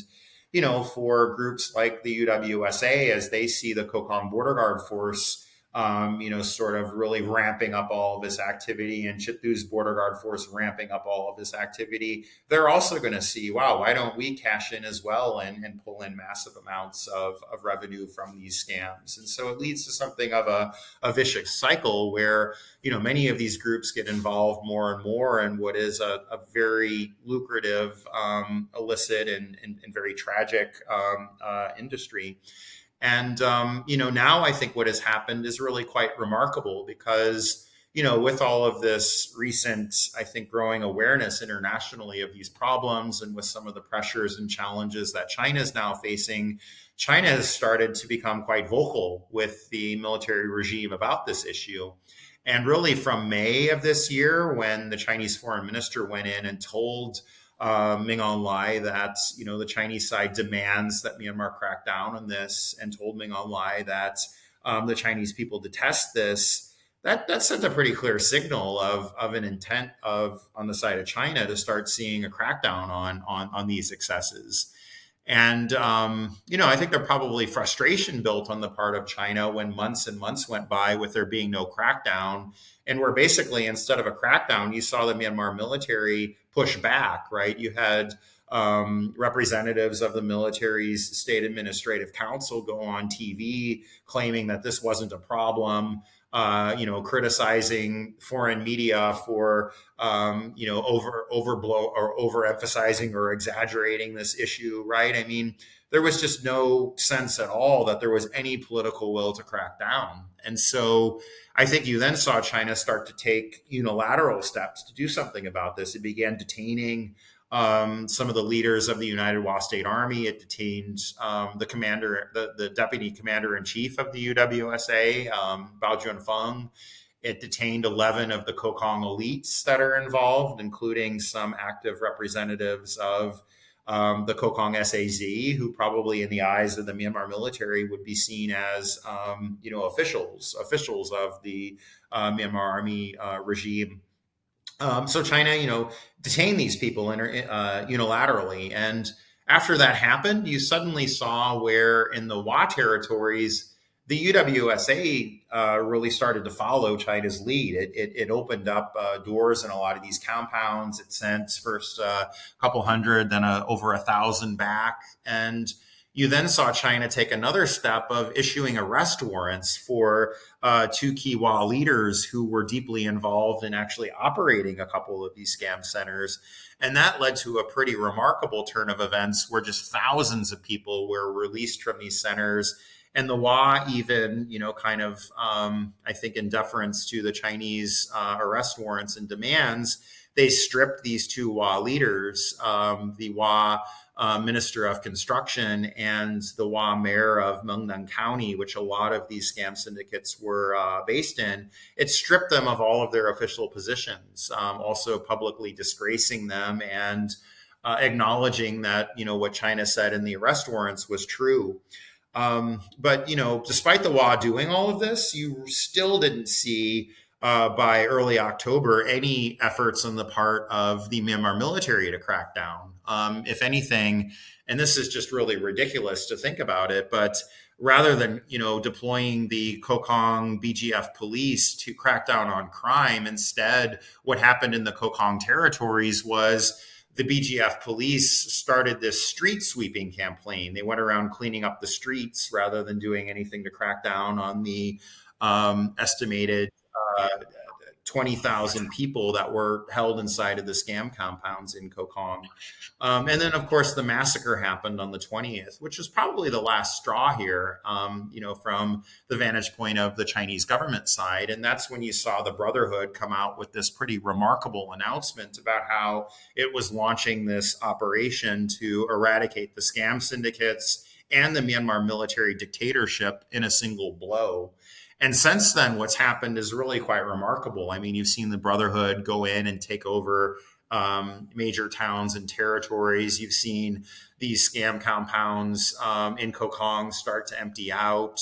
You've seen in Musay and Lashu also scam compounds liberated, and parts of townships and around them also fall to the Brotherhood. So this is something that I think has become kind of very central to the armed resistance movement, insofar as you're seeing elements of the resistant movement that are in China's sphere of influence, who really were under a lot of pressure from China to go and negotiate with the Myanmar military before May. Over the last couple of months, as the Myanmar military has failed to pay any attention to this issue, that pressure from China has gradually started to disappear. And now it seems like they've been able to quite successfully find space to go forward with some of their political objectives by helping to try to resolve some of the just really awful things that are happening with these scam syndicates. And, Now I think there's numbers that are floating out there that in the neighborhood of that's 30,000 have been released since China began detaining people in the Wa and Kokong territories at the beginning of October. So you're talking about roughly 2 months, a very large number of people that have managed to be freed from these compounds. Um, but there are still many more that are trapped within them, and I think now you're maybe seeing some signs of hope that there are ways of dealing with this problem. But I think what's significant here is it's required a major military operation to deal with it, right? So there are a couple of like quick fire questions that I need to get some clarification on. First of all, when you said the Kokang operated like they ran a street sweeping operation, what exactly did you mean by that? What I mean is that police from this is the Kokong Border Guard Force police. They went out in uniform with brooms and they swept the streets. That was kind of at the height of the crackdown in Wa. You would have thought that there'd be a similar crackdown, that kind of the Myanmar military would read between the lines and recognize that what China was doing vis-a-vis the Wa was a signal that it meant business. I mean, there's a saying in Chinese that you kill the chicken to scare the monkey. Well, in this case, the monkey just completely ignored the chicken being killed, and it went around business as normal, deploying the police to engage in sort of meaningless activities rather than doing anything to crack down on all of these scam syndicates. I mean, I thought you were speaking euphemistically, that they went out and they focused on cleaning up petty crime from the streets rather than going up. But you mean they took brooms and they cleaned rubbish off the streets? That's exactly what they did, right? And of course, this is right on China's doorstep. And I'm sure the Chinese side saw that and were probably scratching their heads thinking, does Ming Online not understand what we're trying to communicate here? Did you not see that we've detained these people and sort of what's gone down in Wa State? It must have been very puzzling and perplexing to see such a response. And the second thing is, you keep saying China detained these people, so I need to wrap my head around that one as well. Are you saying that the Chinese, the actual agents of the Chinese government in Myanmar sovereign territory, detained people? Oh, no, actually, these individuals crossed the border into China. What happened in the Kokong case is that every year you'll have a folk song festival and a cross-border marathon up in the town of Zhengkang, which is a small town that's adjacent to the Kokong territory. And it would be very normal for the local government there to invite some of the Kokong elites, people like the CEO of the Fully Light Company, people like some of the leaders of the Border Guard Force of the SAZ. It's very normal to invite them to go across the border and participate in these activities, maybe to give a speech there or to be on hand as so-called dignitaries. Well, what happened at the event this year is that the Kunming police were there waiting for them and arrested 11 of them when they came across the border. You've seen subsequently that the Chinese police have released confession videos from 3 of these individuals, including the CEO of the Fully Light Company, Liu Zhengqi, who continues to be in detention in China. Okay, so it's okay. So I was thinking something far more extreme than that. And so with the Kokang, this is another thing, because we're talking about. I believe the Kokang are part of the Brotherhood Alliance. Is that correct? So the MMDAA, yes, are part of the Brotherhood Alliance, along with the TNLA and the Arakan Army. Right. So it is not, in fact, the MNDAA who are profiting from these. It is the Kokang Border Guard Force who are profiting from the scam centers, correct? That's right. I mean, the entire Kokong territory until very recently has been under the control of the Kokong Border Guard Force. And in particular, there are 5 key families that control all of the compounds in which this very nefarious activity is taking place. They're probably the biggest beneficiaries of all of this. Okay. So it's not that we've suddenly seen the Kokang previously, profiting from these industries and then turning around and suddenly saying, no, we're going to eradicate it. It's the people who are in the Brotherhood Alliance are not now, nor have they ever been, profiting from this industry, correct? Well, I mean, I guess if you look at the Brotherhood Alliance, I mean, they all have their own political objectives. They all have their own models for generating income. And, you know, there could be elements of those models that do include some form of illicit business. I think that tends to be generally the case with insurgencies across the board, is that they need to find large amounts of revenue in order to fund themselves, in order to identify arms. And, you know, hopefully over time, particularly if they're able to take control of territory, they'll be increasingly shifting towards more licit sources of revenue. But, you know, I guess in the case of the MMDAA, they were really largely in the jungle. I mean, before very recently, they had a couple of small base camps. They had some presence in the Mongla territory. This is the National Democratic Alliance Army, because of intermarriage between the leaders of the MMDAA and the NDAA that kind of gave those two groups a very close relationship, and it allowed them to kind of use space and territory that one another provided. And then also the KIA, the Kachin, have been another group that has provided some support to, you know, its brother and sister groups that also represent members of the broader political grouping that all three of the members of the Brotherhood are a part of, the FPNCC, right? So, I mean, you have kind of a sharing of resources across all of these different groups that are there in Myanmar. And I guess what's fascinating about this to me is, of course, the MMDAA, since it publicly reemerged in 2015, it had kind of gone dark after 2009 when Peng Jasheng's troops were defeated. You didn't really hear much about the MMDAA from 2009 up until 2015, when it reemerged and it made its first attempt to fight what it would refer to as the battle to go home.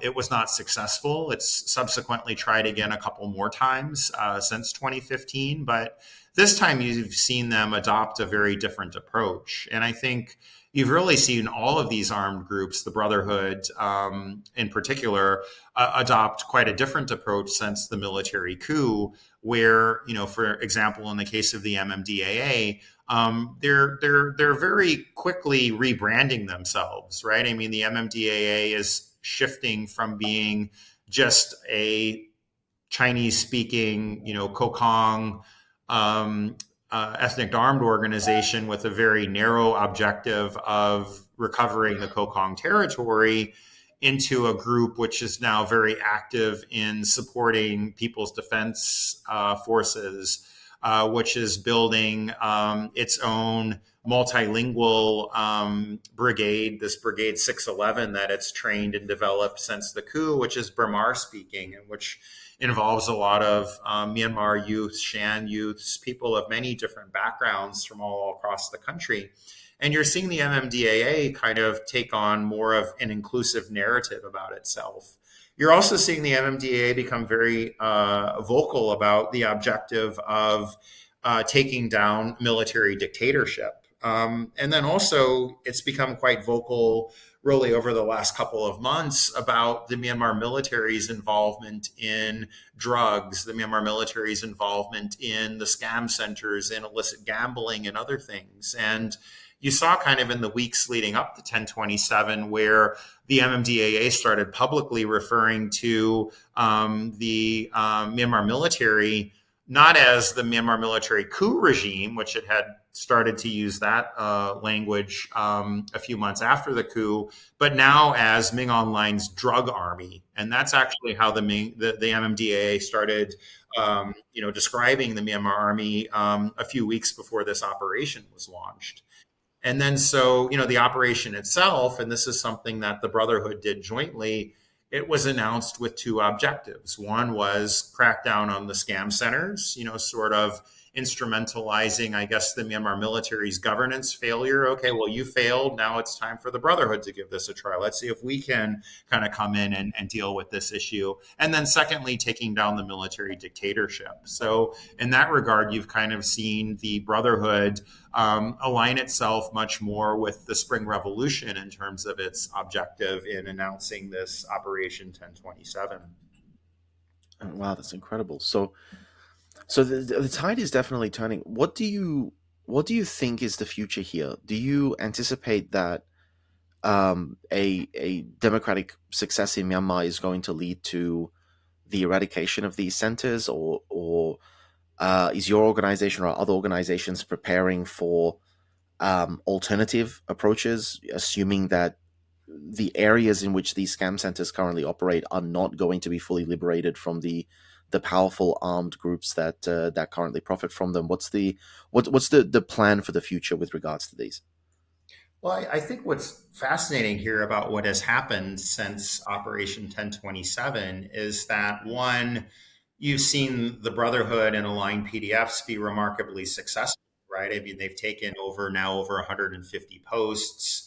The MMDAA more or less has Laos surrounded. It's taken 4 major border crossings with China. It now has MMDAA flags running over townships like Chinsaha. And it's on the verge of, I think, really being able to go into Laos and liberate a lot more of these scam syndicate centers.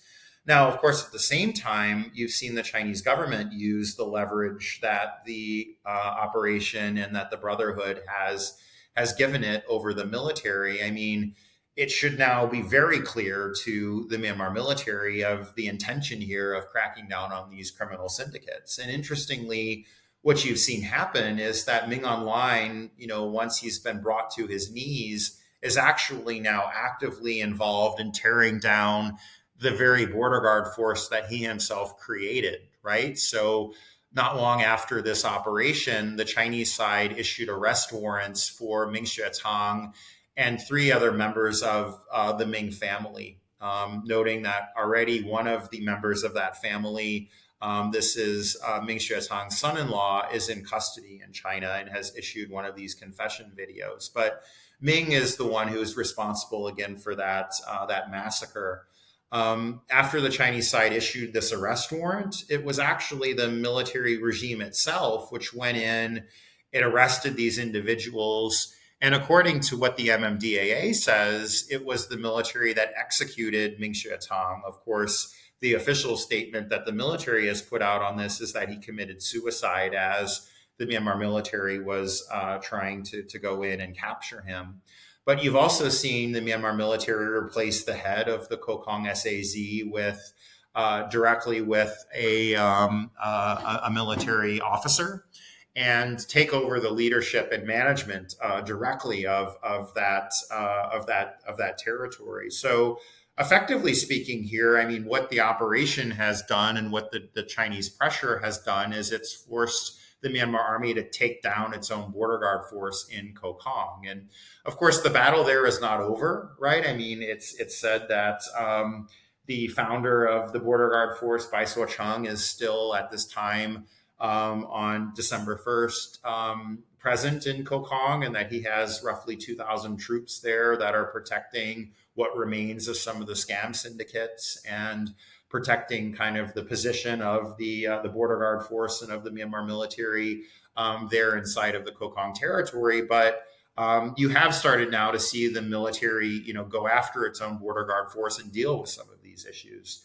Of course, it's yet to do this in Karen, and I think that opens up a very interesting set of questions in that you have all of these crime cities that are there in the Karen areas under the control of the Karen Border Guard Force, right there next to the KNLA and many other PDFs. And what will happen there? I mean, is the Border Guard Force in Karen now feeling nervous because it no longer has a security guarantee or a credible security guarantee from the military now that the military has actually gone after its Border Guard Force in Kokong?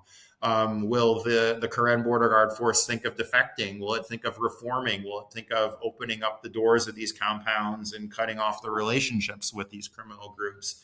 It raises a lot of questions, right? But I mean, I think, again, getting back to the main issue here is you still have a lot of groups in Myanmar that are enabling this criminal activity, and this criminal activity is highly lucrative. And the scam syndicates are sitting on billions of dollars that, if they're not co-opting different armed groups in Myanmar or the Myanmar military, they're going to try to co-opt other groups elsewhere, right? They're going to go to Laos, they're going to go back to Cambodia, they're going to target other countries around the world. And this is a major security threat that really, extending beyond Myanmar, we need to look at in many settings. And, I guess one hope is that if, kind of in the future, if there is success in bringing down the military and pushing the military out of politics and reforming the military and, moving in the direction of democracy in Myanmar and good governance in Myanmar, that might, be an example that other countries would want to look at carefully. I mean, look at sort of just how horrific all of this has been for the country, how many people have been harmed by it. I mean, is it wise to do business with these criminal syndicates, given, what was the lesson learned for the Myanmar military here? Fair enough. So I think we'll come back at some point and we will look at specific cases, but for today we might want to pause here so we don't go too long. However, we do have a custom where we like to end the episode by giving the guest the space to just share some thoughts that they would like the audience to mull over as they go on about their day, or something that you really want to emphasize for people to take away with them. So before we finish up, I'd just like to invite you to share some thoughts. Yeah, no, I mean, I think we've been talking about a lot of issues relevant to, 70 years of conflict in Myanmar, relevant to the current situation where you've seen these transnational criminal groups exploit the dire circumstances that the country is now in following the military coup, and where you've seen the Myanmar army itself be a major enabler of all of this criminal activity. I guess a lot of people may be thinking, well, how is this relevant, for me? And I think what's important to point to here is that we're facing now a global crisis around these pig butchering scams. This is really, I would refer to it as the global pig butchering crisis, where these criminal syndicates are trafficking labor from around the world. Really anyone at this point in time could now become a victim of trafficking or be trafficked into a country like Myanmar. That's something we really have never seen in history. I mean, Myanmar has never been before a destination country for human trafficking. It's usually gone in the other direction. And then at the same time, these scams are very lethal, and they're very destructive, and they're very precise. And you're seeing many people around the world falling prey to these scams, just simply by making friends with people on social media applications or on online dating sites. And so this is really something that needs a very strong response globally. Of course, now you're seeing a response kind of in the China-Myanmar border area, and this issue of scamming has kind of become quite central, really, to the military conflict that's now going on up in northern Shan State and in that part of Myanmar. But I think panning out to sort of some of the implications of this more broadly, I mean, now is really the time for law enforcement and for, private sector companies that are being exploited by these criminal groups, and, watchdog groups that are looking at crime and money laundering and where all of these illicit assets are going, and media groups and groups involved in prevention of human trafficking. All of these actors really need to start coming together and looking for ways to combat this crisis, to really make sure that, on one hand, no country around the world is going to accept the presence of these types of criminal scam groups using forced labor. And then on the other side of the things, that we're going to have to be looking at solutions to shut down all of these different scams, whether that's, by just doing dramatic amounts of awareness raising, or whether that's by putting in place new oversight and regulations on cryptocurrency, given that a lot of these scams are happening in crypto, or they're exploiting people's lack of knowledge of crypto, or exploiting fraudulent crypto applications. But point here is we've got a major global crisis on our hands that extends way beyond Myanmar, and many people in Myanmar are being victimized by this. This is sort of something that's playing a role in violent conflict in Myanmar. But it's also something that's touching people and harming people all around the world. And I think that's kind of the key point that I'd really like to emphasize in closing here.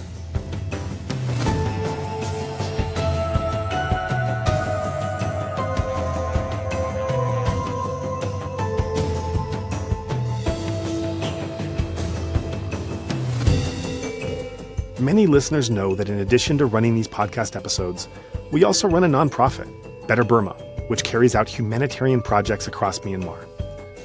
While we regularly post about current needs and proposals from groups on the ground, we also handle emergency requests, often in matters that are quite literally life or death. When those urgent requests come in, we have no time to conduct targeted fundraisers, as these funds are often needed within hours. So please consider helping us to maintain this emergency fund. We want to stress that literally any amount you can give allows us to respond more flexibly and effectively when disaster strikes. If you would like to join in our mission to support those in Myanmar who are being impacted by the military coup, we welcome your contribution in any form, currency, or transfer method. Your donation will go on to support a wide range of humanitarian and media missions, aiding those local communities who need it most. Donations are directed to such causes as the Civil Disobedience Movement, CDM, families of deceased victims, internally displaced person IDP camps, food for impoverished communities, military defection campaigns, undercover journalists, refugee camps, monasteries and nunneries, education initiatives, the purchasing of protective equipment and medical supplies, COVID relief, and more. We also make sure that our donation fund supports a diverse range of religious and ethnic groups across the country. We invite you to visit our website to learn more about past projects, as well as upcoming needs. You can give a general donation or earmark your contribution to a specific activity or project you would like to support, perhaps even something you heard about in this very episode. All of this humanitarian work is carried out by our nonprofit mission, Better Burma. Any donation you give on our Insight Myanmar website is directed towards this fund. Alternatively, you can also visit the Better Burma website, betterburma.org, and donate directly there. In either case, your donation goes to the same cause in both websites except credit card. You can also give via PayPal by going to paypal.me/betterburma. Additionally, we can take donations through Patreon, Venmo, GoFundMe, and Cash App. Simply search Better Burma on each platform and you'll find our account. You can also visit either website for specific links to these respective accounts or email us at info@betterburma.org. That's Better Burma, one word, spelled BETTERBURMA.org. If you would like to give it another way, please contact us. We also invite you to check out our range of handicrafts that are sourced from vulnerable artisan communities across Myanmar, available at alokacrafts.com. Any purchase will not only support these artisan communities, but also our nonprofit's wider mission. That's Aloka Crafts, spelled ALOKACRAFTS, one word, alokacrafts.com. Thank you so much for your kind consideration and support.